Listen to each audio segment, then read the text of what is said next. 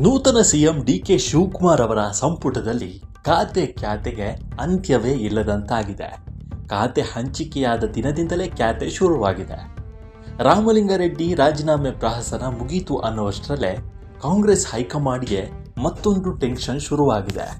ಅದೇನು ಟೆನ್ಷನ್ ಅನ್ನೋದರ ಮಾಹಿತಿ ಇಲ್ಲಿದೆ ನೋಡಿ. ಕಾಂಗ್ರೆಸ್ನ ಹಿರಿಯ ಸಚಿವ KH ಮುನಿಯಪ್ಪ ಸಮಾಜ ಕಲ್ಯಾಣ ಇಲಾಖೆಗೆ ಬೇಡಿಕೆ ಇಟ್ಟಿದ್ದಾರೆ ಅಂತ ಹೇಳಲಾಗ್ತಾ ಇದೆ. ಬೆಂಗಳೂರಿಗೆ ಆಗಮಿಸಿದ್ದ ಕಾಂಗ್ರೆಸ್ ನಾಯಕ ರಾಹುಲ್ ಗಾಂಧಿ ಮುಂದೆ ಮುನಿಯಪ್ಪ ಅವರು ಸಮಾಜ ಕಲ್ಯಾಣ ಇಲಾಖೆಗೆ ಬೇಡಿಕೆ ಇಟ್ಟಿದ್ದಾರೆ ಅನ್ನೋ ಮಾಹಿತಿ ಲಭ್ಯ ಆಗಿದೆ.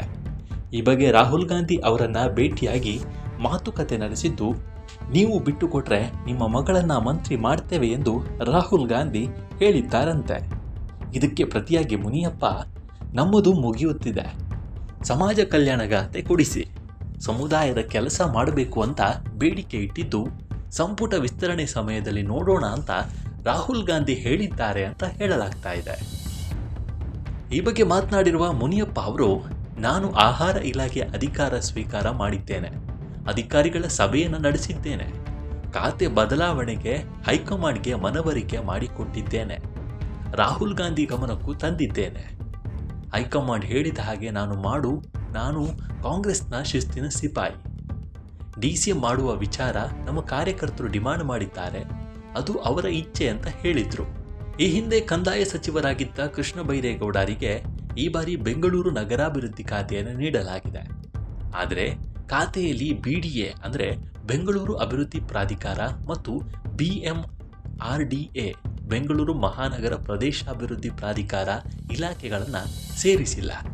ಹೀಗಾಗಿ ಸಚಿವ ಕೃಷ್ಣ ಬೈರೇಗೌಡ ಅವರು ಅಧಿಕಾರ ವಹಿಸಿಕೊಳ್ಳಲು ಹಿಂದೇಟು ಹಾಕ್ತಿದ್ದು, ಖಾತೆ ಹಂಚಿಕೆ ವಿಚಾರವಾಗಿ ಕೃಷ್ಣ ಬೈರೇಗೌಡ ಅವರು ಹೈಕಮಾಂಡ್ ಭೇಟಿಯಾಗಲು ದೆಹಲಿಗೆ ತೆರಳಿದ್ದಾರೆ. ಸಿಎಂ DKಶಿ ನೇತೃತ್ವದ ನೂತನ ಸರ್ಕಾರದಲ್ಲಿ ಖಾತೆ ಹಂಚಿಕೆ ವಿಚಾರ ದೊಡ್ಡ ತಲೆನೋವಾಗಿ ಪರಿಣಮಿಸಿದೆ. ಕೆಲವು ಸಚಿವರು ಖಾತೆ ಹಂಚಿಕೆ ಬಗ್ಗೆ ಬಹಿರಂಗವಾಗಿಯೇ ಅಸಮಾಧಾನವನ್ನು ಹೊರಹಾಕ್ತಾ ಇದ್ದಾರೆ. ಈ ಬೆನ್ನಲ್ಲೇ DCM ಪರಮೇಶ್ವರ್ ಅವರು ತಮಗೆ ಸಿಗದ ಖಾತೆ ಮೇಲೆ ಕಣ್ಣಿಟ್ಟಿದ್ದಾರೆ ಎಂಬ ಸುದ್ದಿ ಸದ್ದು ಮಾಡ್ತಾ ಇದೆ. DCM ಡಾಕ್ಟರ್ G ಪರಮೇಶ್ವರ್ ಅವರು ತಮಗೆ ಹಂಚಿಕೆ ಆಗದೇ ಇರುವ ಮುಜರಾಯಿ ಇಲಾಖೆಯ ಅಧಿಕಾರಿಗಳ ಜೊತೆ ಸಭೆ ನಡೆಸಿದ್ದಾರೆ. ಇದು ಹೊಸ ಚರ್ಚೆಗೆ ಕಾರಣವಾಗಿದೆ. ಮುಜರಾಯಿ ಇಲಾಖೆಯ ಖಾತೆಯನ್ನೇ ಹಂಚದೆ ಮುಜರಾಯಿ ಇಲಾಖೆಯ ಅಧಿಕಾರಿಗಳ ಜೊತೆ ಹೇಗೆ ಸಭೆ ನಡೆಸಿದ್ರು ಅನ್ನೋ ಮಾತುಗಳು ಕೇಳಿ ಬರ್ತಾ ಇದೆ. ಒಟ್ಟಿನಲ್ಲಿ ಒಂದಲ್ಲ ಒಂದು ರೀತಿಯಲ್ಲಿ ಸಿಎಂ DK ಶಿವಕುಮಾರ್ ಅವರ ಸಂಪುಟದಲ್ಲಿ ಈ ಖಾತೆ ಹಂಚಿಕೆ ಖ್ಯಾತೆ ಮುಂದುವರಿಯುತ್ತಲೇ ಇದೆ. ಇದು ಮುಂದೆ ಯಾವ ಹಂತವನ್ನು ಹೋಗಿ ತಲುಪುತ್ತೆ ಅನ್ನೋದನ್ನ ಕಾದು ನೋಡಬೇಕಿದೆ.